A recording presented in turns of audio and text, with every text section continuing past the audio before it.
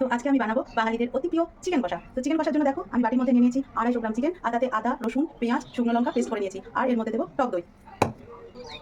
তো এরপর আমি এর মধ্যে দিয়ে দিচ্ছি একদম টক দই। এই দেখো, ব্যাস এটুকু দিলেই হয়ে যাবে। আর এর মধ্যে কি দিচ্ছি চলো দেখাতে থাকি। দিয়ে দিচ্ছি, তো দিয়ে দিচ্ছি আমি হলুদ গুঁড়ো। এবার দিয়ে দেবো একটু লবণ, এই যে স্বাদ অনুযায়ী দিয়ে দিলাম লবণ। আর এবার দিয়ে দেবো সর্ষের তেল। ব্যাস এটা খুব ভালো করে আমি এবার ম্যারিনেট করে রেখে দেবো।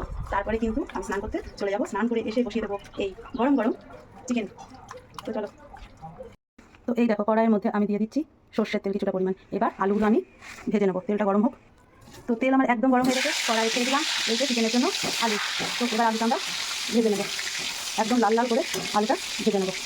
এই দেখো আমি কিন্তু লাল লাল করে আলু ভেজে তুলে নিয়েছি। এবার আমি কড়াইয়ের মধ্যে দিয়ে দিচ্ছি গোটা গরম মশলা, দারচিনি, লবঙ্গ আর এলাচ। এবার এর মধ্যে আমি ছেড়ে দেবো পেঁয়াজ, দিয়ে দিচ্ছি পেঁয়াজ। এবারে পেঁয়াজটাকে আমরা খুব সুন্দর করে লাল লাল করে ভেজে নেবো। তো এই যে পেঁয়াজটা কিন্তু একদম লাল লাল করে ভাজা হয়ে গেছে। এবার আমরা এই যে ম্যারিনেট করে রেখেছিলাম চিকেনটা দিয়ে দিলাম কড়াইয়ের মধ্যে। এবার খুব ভালো করে এটাকে কষবো।